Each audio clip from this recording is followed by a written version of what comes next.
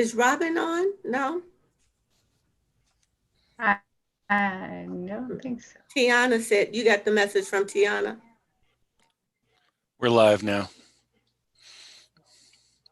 Yes, I got the message from Tiana. She will not be able to join us. Mm-hmm. No message from Robin? No.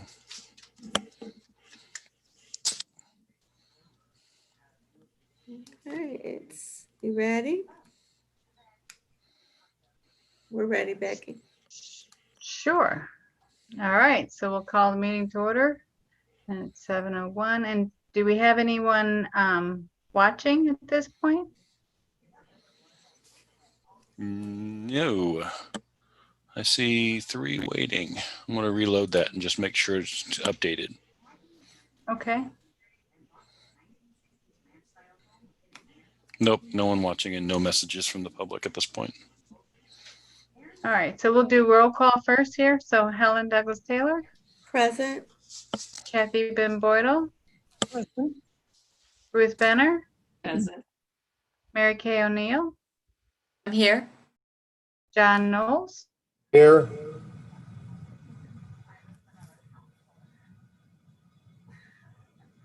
Fran? Yes. Here. And so it looks like I don't see Robin or Here. Julie. And we know that Tayana is absent tonight. Leaving Okay. us with 6.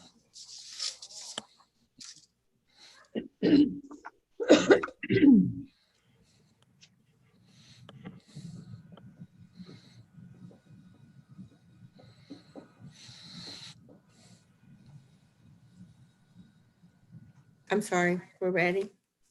Okay. Robin's joining us. Okay, I was just going to send her a text. I said she probably. Hey, Robin.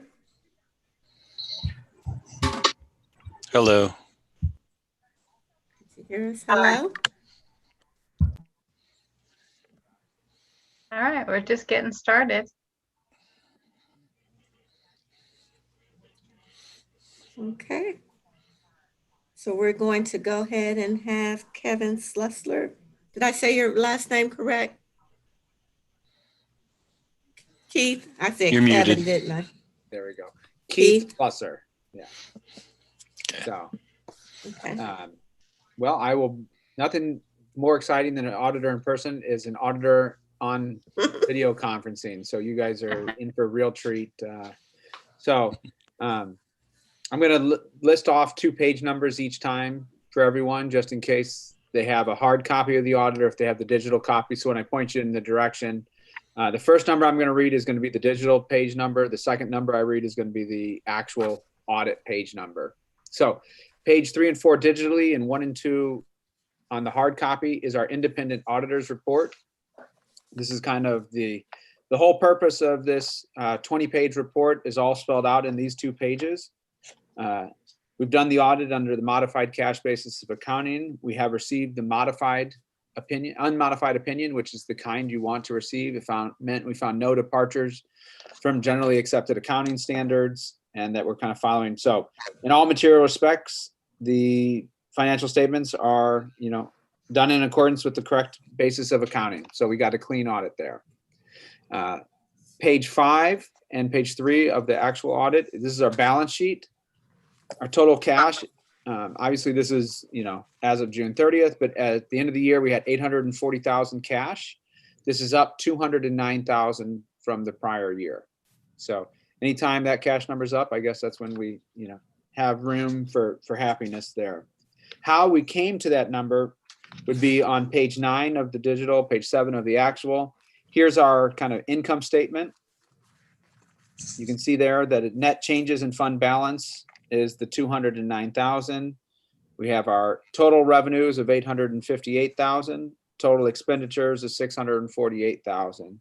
To increase, this is essentially a cash flow statement showing the total increase of the 209,000. Page 9, which is page 11, is the summary of significant accounting policies and the notes to our financial statements. And as a bunch of avid readers, I would have assumed that all of you have read every page of the notes here and is well-versed in all well-versed in all the accounting lingo here. It's not as good as a David Baldacci book, but which I'm actually listening to his books right now. If whoever was, I don't read them, I listen to them because, but still through the library. So, you know, it kind of explains the type of accounting procedures we use and just kind of the basic rules of explaining everything. The first page to look at in here would be page 12, which is actually page 14. All the cash was covered by FDIC insurance or pledged securities, which is the state statute. So we're in compliance with our state statute. So all the cash as the end of the year was secured as it was during the year when I tested it. The next page talks about our related party transactions. We can see that we paid, how much we paid to the city of Ferguson, how much we paid to the municipal consortium, and how much we received in contributions from the Friends of Ferguson Municipal Library. So we paid the consortium about $15,000 during the year, and we also paid the city of Ferguson around $16,000 for health insurance during the year. The next page is a couple pages from there. It's going to be page 18 digitally, 15 on paper. This is our budget. We had originally budgeted a profit of $630,000. Or sorry, we had originally budgeted a $60,000 profit. We ended up at $209,000, which was a combination of we received more revenues. So you can see we received about $47,000 more in tax revenue than we had budgeted. The contribution and grants were up about 19, almost 20,000. And then our expenditures overall were down about $83,000. But one would expect expenditures to be down when you're closed to the public for many months, you know. But, you know, that's how we ended up with $149,000 better than budget, and overall the $209,000 increase from year to year. What's not part of the audit is the management comment letter. So last year we had written up a management comment that said there was a deficiency over payroll processing. The payroll wasn't being reviewed.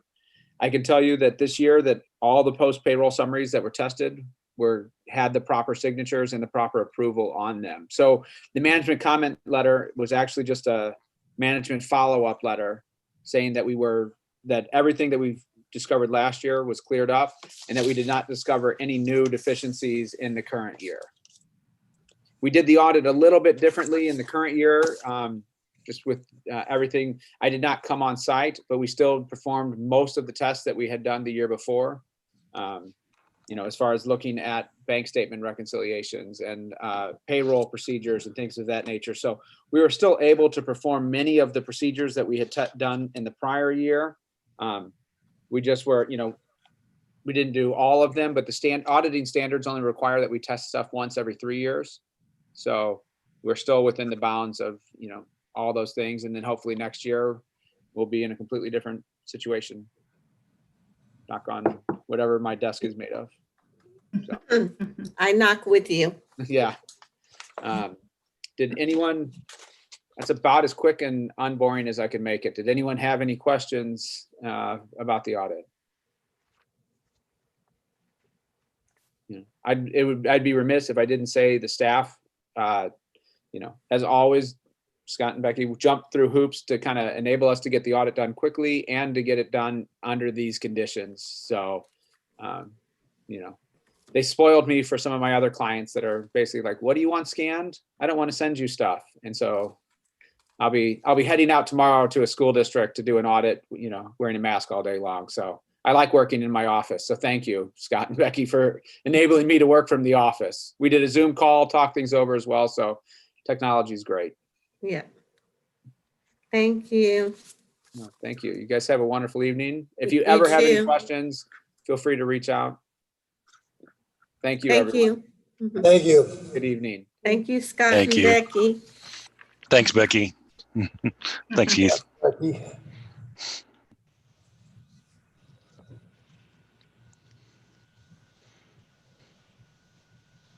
Next line item is approval of the minutes from July 27th.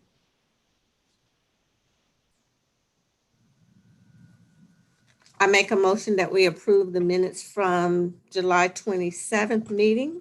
Second. Next line item is the director's report. Oh, I need Hello. to do all in favor. Aye. Aye. Any opposed?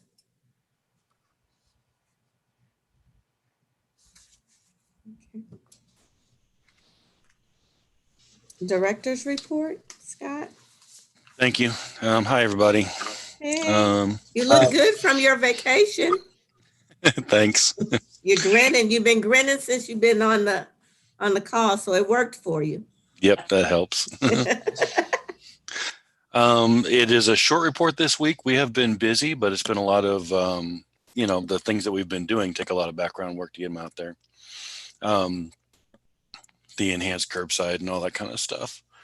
So I don't have a whole lot to add or update on. One is that we are just a note that we're continuing to watch the COVID numbers in the St. Louis area. And what I'm looking for is at least 2 weeks of solid drop in numbers so we can move to stage 3. And, I don't see us going back to fully close unless things get really insane. Because the way we have the thing set up right now, we can operate this way safely for quite a while.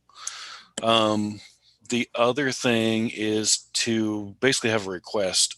We have this unusual circumstance, and we have all our methods of keeping our ears to the ground to see what the public needs.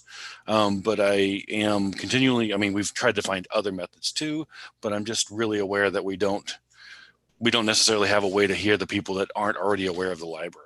And so I wanted to ask you all to keep your ears to the ground for needs that patrons have, that patrons wish the library was meeting. So anything that you do here that we maybe could do, let me know and I'll try to find some way to do it. Thank you. Any questions about the director's report? I made some notes. So I like that we're giving out the kits, and it seems to be people are interested in them. Very much so. The craft kit thing is a big hit.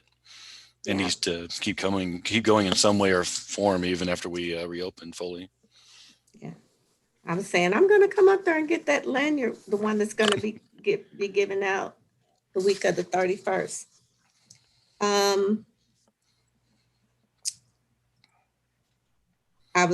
It was good to see that 46 patrons took part in that back to school themed story time.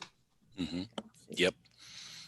And then also huge numbers for the chalk drawing / snow cone event that we had, 101. Okay. Yeah. Yeah, I see. So That was it's really so hard to make big numbers under these circumstances, but Amy's able to do it, and that's awesome. good. Yeah, awesome. And whoever thought about putting the fax machine in the foyer, Mm-hmm. bravo. Yeah, it's been very useful out there. Yeah. I can't remember who it was that thought of that. It's either Amy or me. I forget. Good job. We also have put 3 And then computers the out notary there. service that we're offering, Mm-hmm. especially since ballots have to be notarized. Yep. It may also be worth mentioning because it's not on there because we just figured out today that it was possible. We were told that we could not do training to become voter registrars this year because they only do it on odd numbered years, but they just now opened up a special session. So Amy's going to go, and I have asked if I can go, and we might have Josh go too if they have enough space for them. So that'll be people that can do voter registration Awesome. as well over the near future. Awesome. Anybody else? Comments? I'm sorry, I'm taking notes as I'm as I'm talking.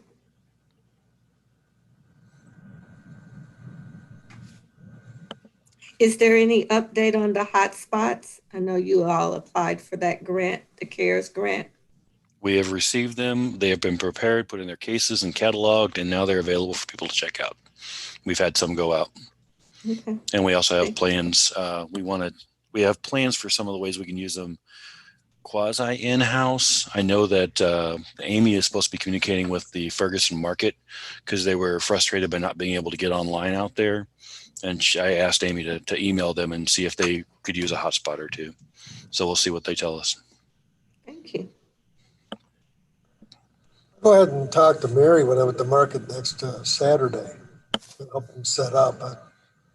So I'll be able to engage her right off the bat and tell her to get a hold of you. Amy may have already arranged it. I don't know. I haven't checked in with her. I told her a week ago, so I'm sure she's already done the communication. Just a matter of figuring out what the answer was. But yeah, please do bring it up. And then Rachel is going to be leaving us. Yep, she is. She's going to go to Missouri Baptist University, I think. But she's going to become an academic librarian. So as soon as I figure out exactly, as soon as I sort out whether or not I'm going to make any changes to the structure, then I'm going to make an ad and put it up and start the whole hiring process. We've already done one hiring process under these conditions, so at least we know how to do it. We'll see how well it goes. Right. Scott, will we be making any particular effort to recruit minority candidates? Yeah, we make sure that we advertise with the Black Caucus of ALA and other resources that primarily target a Black audience. And I try to make sure that we have it open long enough to let anyone who is from a minority group have time to apply. Because a lot of times what you see is that there's a gender and race variation over time. So the longer you go, the more likely you are to get someone who is not a white woman in the case of library work. So, and then, we make sure that we interview everyone who's qualified. Anybody else? Any questions on the director's report? I do really quickly. Scott, is there a way to I know you have your avenues and your sources that you normally go to, but kind of piggybacking on what Fran said, universities, are any of the universities around that have these programs that would prepare a librarian?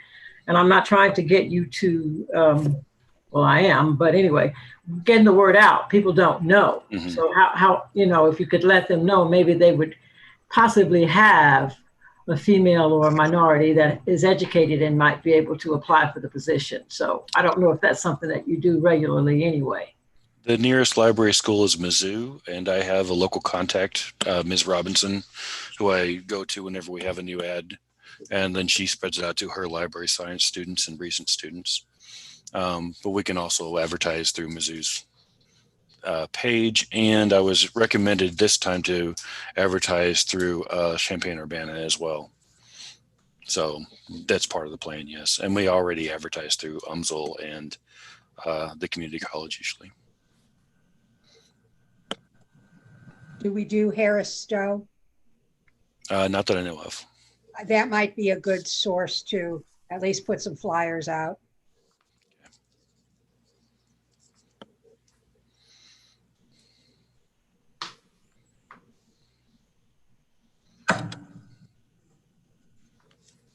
Good suggestions, everybody.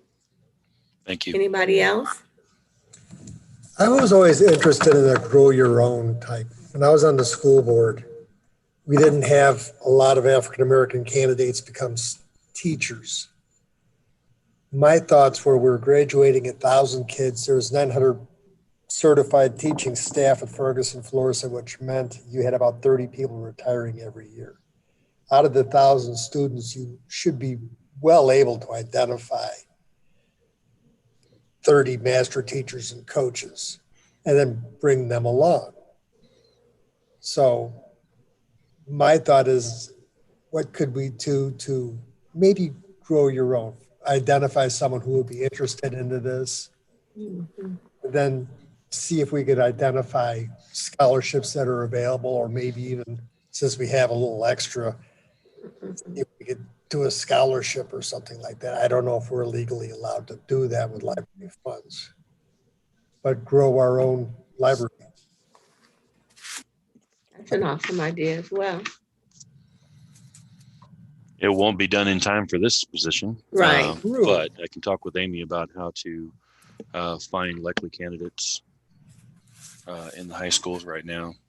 I know that, well, I've already talked to some of our Black employees and they aren't interested in librarianship as a career. So I'll talk with Amy, see what we can do.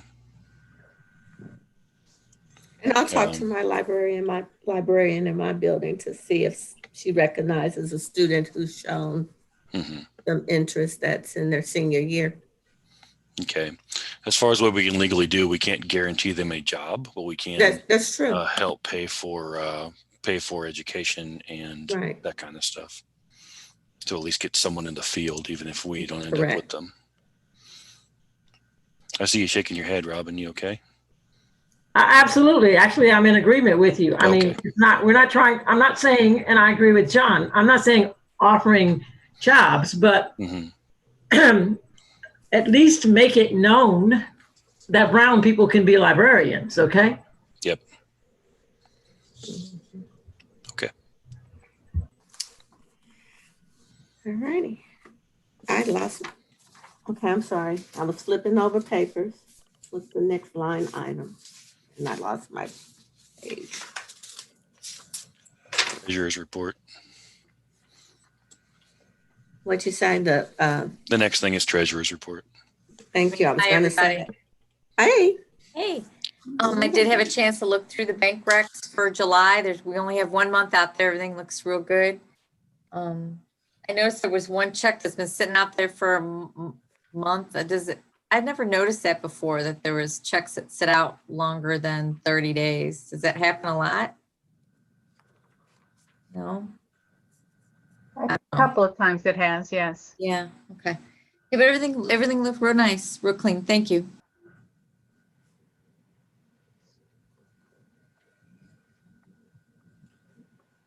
Thank you. Next line item is old business. I have none. None. Anybody else?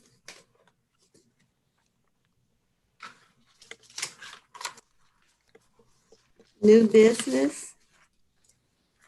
I have none. No. I don't know why I keep always forgetting her name. That is terrible. Honeyborough. I know, and I always have to focus, like, what's her name? What's her name? She's not on with us, is that correct? Correct. I did have something I wanted to bring up on general, if it's possible. Sorry, okay, yes, speak, John. We had an instance with the last mailer that the library did. Rochelle asked me to monitor the Ferguson post office to make sure that everything got delivered. I identified one carrier who had deposited the mailer into the recycling bin. So I grabbed it, put it in the manager's office. We approached the carrier and made him do it the next time. I wanted to, I don't know if Scott approached you about us writing a letter to them. He did, and we sent a letter. Did you hear anything back from that, I Scott? haven't heard it. Nothing? I've heard nothing back from it, no. Well, we know the post office is in the news every day across the United States of these Americas. Which part of the area did not get delivered? That would have been Thatcher, Averill, Lamont, parts of Schluter, parts of Delwood, Floridale. What's behind St. Peter's? Fine. Pine and Roslyn. Those were the streets that didn't get covered. Roussillon Court and Stein Road is, Roussillon Court is behind Peters United Church. Yeah.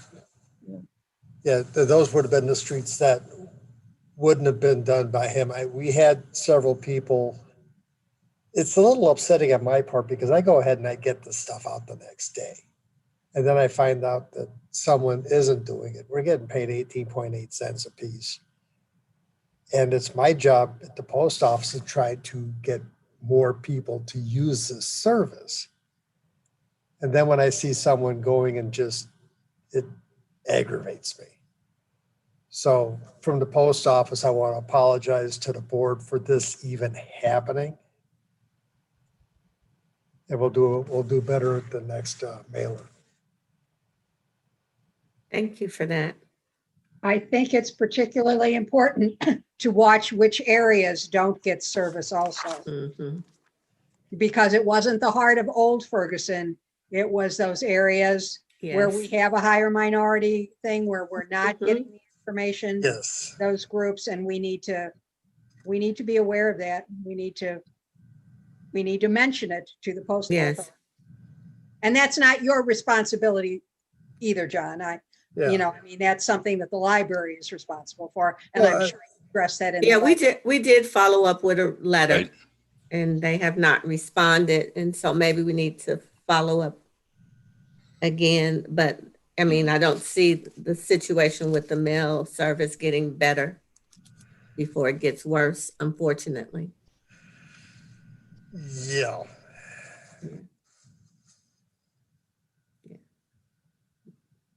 Well, thank you.